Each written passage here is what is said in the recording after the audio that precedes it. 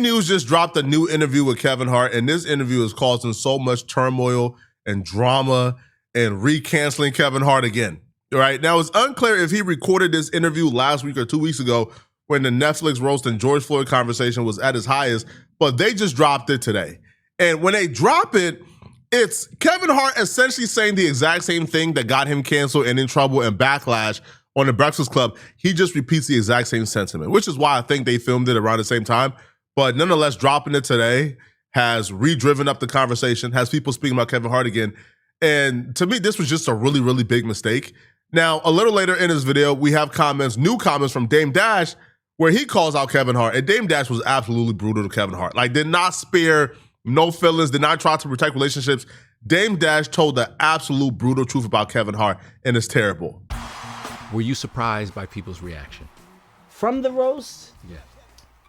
Not from the people that aren't aware of what a roast is, right? Like, I mean, the general public. I'm not surprised, but you here's where we're like falling into a weird space. Okay, the roast isn't a new format of comedy At all. The roast and roasting is a specific format that has existed for years. Forever. Right? Roasts are meant to be brutal. It is a style of comedy. It is hard-hitting jokes that also have shock factor potential. The black community is so proud of you. Right now, George Floyd is looking up at us all, laughing so hard that he can't breathe. People should be upset like the George Floyd jokes. I can say that some jokes weren't in the best taste. There was some that I wouldn't tell. Mm-hmm. Not my style, not what I would do, but some people are looking for that. Right. They're looking for that. But let me say this, I talked to Cheryl. I think that those jokes about her husband, they hurt her feelings a little bit. Her husband committed suicide 3 years into their marriage. I've been sitting next to her for 2 hours and I have to ask, how did he last that long? I think a lot of people were taken aback by that joke. You should be. It's in poor taste, but that's how they roast now. I didn't know exactly what they were gonna say. If you're gonna go against my husband taking his life, let's talk about mental health. So the jokes attached to Cheryl's husband and him passing, from my understanding, there were conversations with Cheryl, and Cheryl said, no, you're fine. Like, by the way, not my business. I don't know if it did or didn't, but from my understanding, it did. From my understanding, Cheryl was okay because a call was made. At the roast, okay, jokes get said. All right, oohs and ahs are. I love Cheryl Underwood. I think Cheryl Underwood is an absolute joy and a delight. But she signed up for that roast. She knew what was coming, but George Floyd didn't. George Floyd didn't sign up for it. Now, Kevin Hart presents it as if he don't know why people are upset, but the fact that he lied on the Breakfast Club tells me that he knows why people are upset, right? So Kevin Hart went on the Breakfast Club and he lied, and he said, yo, I couldn't control anything. I couldn't get jokes removed. It was a live production. I don't know what y'all expect me to do. Like, what, should I have gotten up and attacked them? No, right? It was a live production. I couldn't do anything, right? I couldn't get no jokes removed. And then it came out that no, that Kevin Hart, not only could he get jokes removed, he did get jokes removed. 18 jokes to be exact, all right? Tony Hinchcliffe got a joke. Tony Hinchcliffe, the man who disrespected George Floyd, had the luxury of getting jokes removed about himself as well. Kevin Hart had jokes removed about himself. They took out jokes about Trump and Melania. And I'm trying to understand, if you were able to get jokes removed, why couldn't you just do your people a favor, man? Hey, bro, this man is disrespecting somebody who was brutally murdered. Let's not air this. If we're not going to air jokes about Melania and Donald Trump and Tony Hinchcliffe and like Kevin Hart, then we should at least extend George Floyd the same courtesy. I think in this particular case, Kevin, he kept bragging on the Breakfast Club about how it was his production, right? That means he got to make decisions. There have been any number of roasts prior to this, whether it was the one about Donald Trump, whether it was the one with Joan Rivers, all of these people, including Tom Brady, said, these people are off limits. We don't like these jokes. Let's cut them. Just like Kevin did. There were a lot of jokes that were cut, including some regarding Tony Hinchcliffe himself and the military and vets. They listened to it, and all of them passed the sniff test. Well, not all of them, but George Floyd.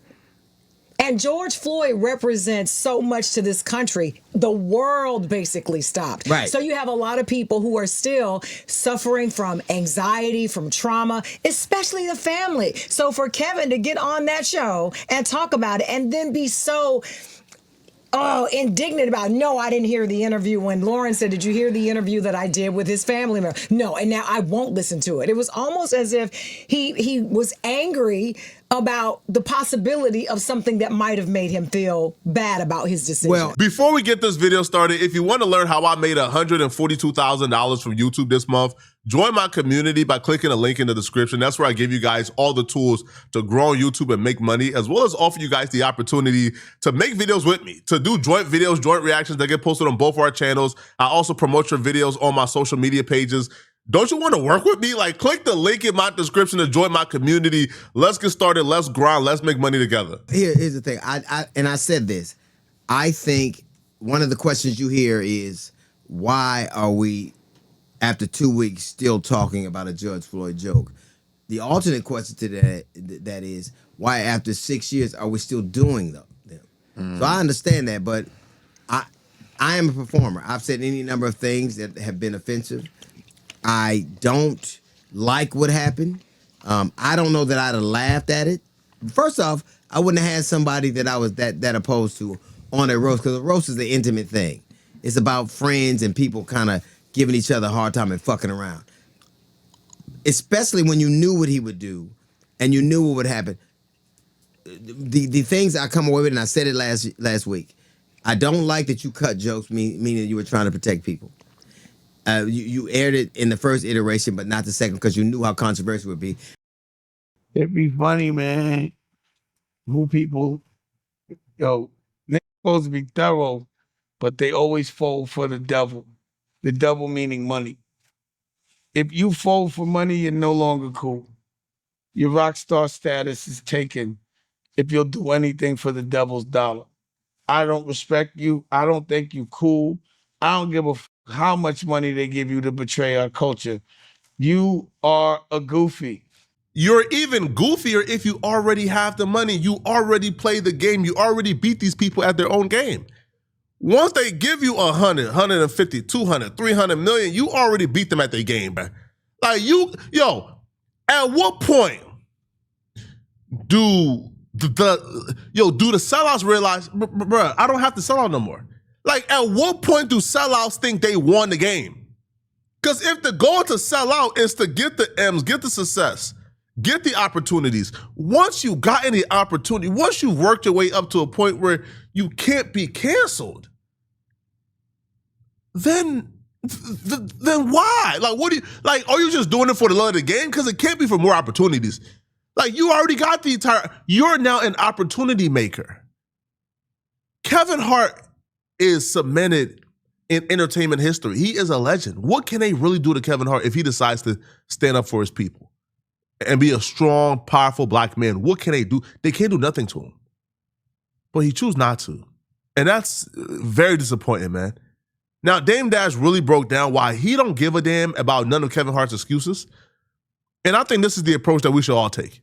Right? Like, we hear you, bruh, right, but we don't care. Like, you should stand up for black people no matter what room you're in. Right? All the 1,000 excuses, but don't have those 1,000 excuses when it came to deleting jokes for Tony Hinchcliffe and Trump. I ain't trying to hear that, man. That was disrespectful. Kevin's another one I think is broke.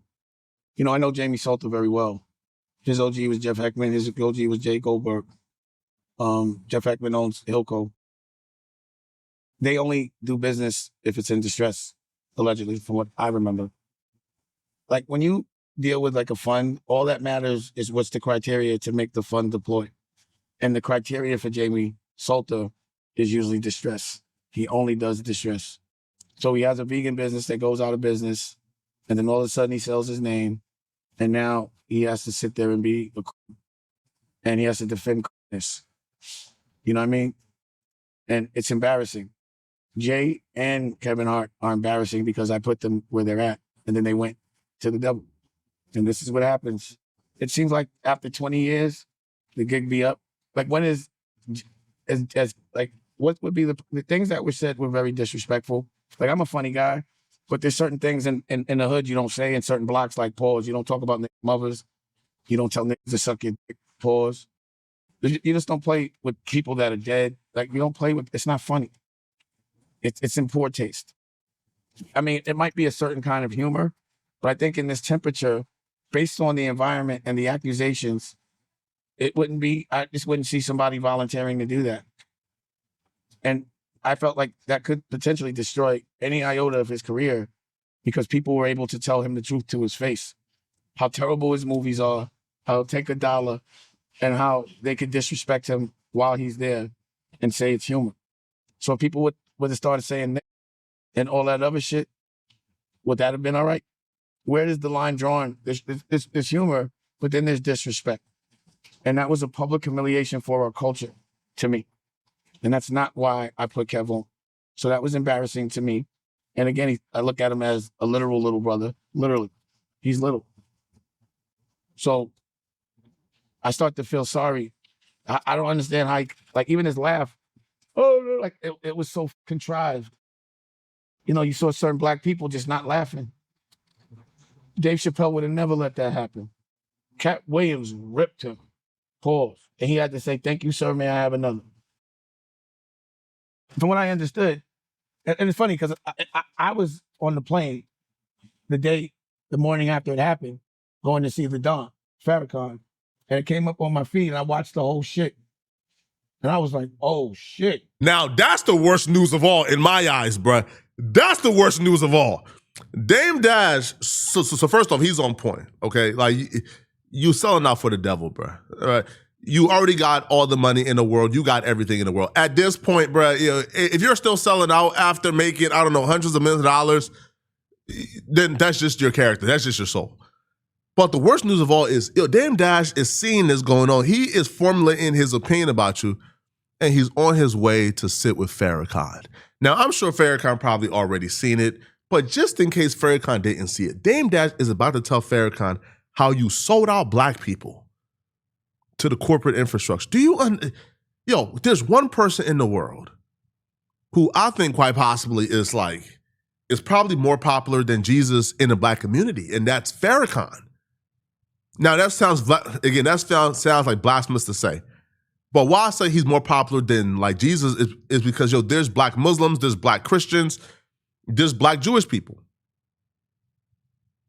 But the one thing that all these religions acknowledge, again, there are even black atheists, but the one thing that all these religions acknowledge, and even the unreligious people, is that Farrakhan is essentially like the de facto leader. Like, Farrakhan is the only black person who does a State of the Union speech. And we watch that more than we watch the actual president do the State of the Union. Right? So when that man now has a perception of you, if that man is disappointed in you, that's crazy. That is crazy. But let me know in the comment section, what do you guys think about this, okay? If you're still watching this video and you want to watch another good video, click on this video right here somewhere on my screen, somewhere here, or here, or here, or here, somewhere on my screen to find out why exactly Dr. Umar Johnson is back and needs to be arrested after this new stunt.